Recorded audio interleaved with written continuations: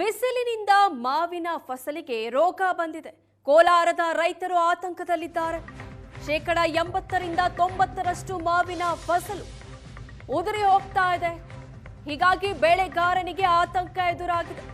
ಬಿಸಿಲಿನಿಂದ ಮಾವಿನ ಹಣ್ಣು ಒಣಗಿ ಉದುರುತ್ತಾ ಇದೆ. ಈ ಬಗ್ಗೆ ರೈತ ಶ್ರೀನಿವಾಸ್ ಆತಂಕ ವ್ಯಕ್ತಪಡಿಸಿದ್ದಾರೆ.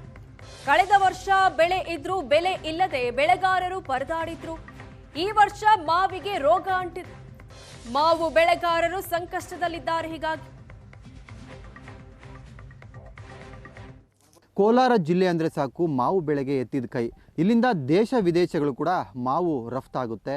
ಆದರೆ ವಿಪರೀತವಾದಂತಹ ಬಿಸಿಲಿಂದ ಮಾವು ಏನು ಈಗ ಆಲ್ರೆಡಿ ಕಾಯಿ ಬಿಟ್ಟಿದೆ ಅದೆಲ್ಲವೂ ಸಹ ಉದುರಿ ಹೋಗಿ ಮಾವು ಬೆಳೆಗಾರನ ಆತಂಕಕ್ಕೆ ಎಡೆ ಮಾಡಿಕೊಟ್ಟಿರ್ತಕ್ಕಂಥದ್ದು. ನಾನೀಗ ಕೋಲಾರ ತಾಲೂಕಿನ ಸೀಸಂದ್ರ ಗ್ರಾಮದಲ್ಲಿದ್ದೇನೆ. ನೀವು ಗಮನಿಸ್ತಾ ಇದ್ದೀರಾ ಮಾವಿನ ಪರಿಸ್ಥಿತಿ ಯಾವ ರೀತಿ ಇದೆ ಅನ್ನುವಂಥದ್ದು.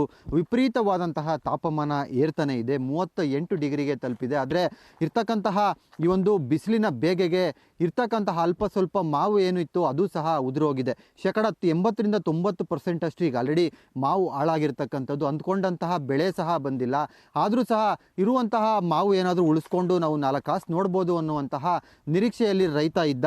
ಆದರೆ ಈ ಒಂದು ರೈತನ ಪರಿಸ್ಥಿತಿ ನೀವು ನೋಡ್ಬೋದು ಯಾವ ರೀತಿಯಾಗಿ ಇದೆ ಅನ್ನುವಂಥದ್ದು. ಸಂಪೂರ್ಣವಾಗಿ ಈ ಒಂದು ಬಿಸಿಲಿನ ತಾಪಮಾನಕ್ಕೆ ಉದುರಿ ಹೋಗಿರತಕ್ಕಂಥದ್ದನ್ನು ನಾವಿಲ್ಲಿ ನೋಡ್ತಾ ಇರ್ಬೋದು.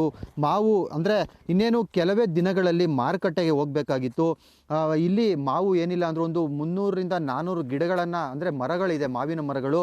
ಇಲ್ಲಿ ಬೆಂಗಳೂರು ಕಾಯಿ, ಮಲ್ಲಿಕ ಮತ್ತು ಇನ್ನಿತರ ತಳಿಯ ಬೇನಿಸ ಈ ಥರ ತಳಿಯ ಮಾವು ಇಲ್ಲಿ ಬೆಳೆಯಲಾಗಿತ್ತು. ಆದರೆ ಎಲ್ಲ ತಳಿಯ ಮಾವುಗಳು ಸಹ ಸಂಪೂರ್ಣವಾಗಿ ಹಾಳಾಗಿ ಈ ರೀತಿಯಾಗಿ ನೆಲ ಕಚ್ಚಿರ್ತಕ್ಕಂಥದ್ದು. ನಮ್ಮ ಜೊತೆ ಈಗ ಮಾತಾಡೋದಕ್ಕೆ ರೈತ ಶ್ರೀನಿವಾಸ್ ಅವರಿದ್ದಾರೆ, ಮಾತಾಡ್ಸೋಣ. ಸರ್, ಏನು ಪರಿಸ್ಥಿತಿ ಇದೆ ಸರ್? ಬಿಸಿಲು ವಿಪರೀತ ಸರ್, ಕಾಯೆಲ್ಲ ಉದುರ್ತಾ ಇದೆ ಸರ್. ಹೆಂಗಿದೆ ಇದು ನೋಡಿ ಸರ್, ತೊಟ್ಟೆಲ್ಲ ಒಣಗೋಗಿದೆ ಸರ್. ಇದು ಬಿಸಿಲಿಂದ ಸರ್. ಬೆಳೆ ಇದೆಯಾ? ಇತ್ತ ಸರ್, ಬೆಳೆ ಇತ್ತು. ಈಗ ಬಿಸಿಲು ಜಾಸ್ತಿ ಆಗಿ ಎಲ್ಲ ಕಾಯೆಲ್ಲ ಉದುರ್ತದೆ ಸರ್. ಸ್ವಲ್ಪ ಕಾಯಿಲೆಗಳು ಕಾಯಿ ಇತ್ತು ಸರ್. ಇದನ್ನು ಕಪ್ಪು ಚುಕ್ಕೆ ಬರುತ್ತೆ ಸರ್. ಅದು ಔಷಧಿ ಇಷ್ಟ ಹೊಡೆದು ಕಂಟ್ರೋಲ್ ಆಗಿಲ್ಲ. ಇವಾಗ ಏನಾಗ್ತದೆ ಎಲ್ಲ ಬಿಸಿಲು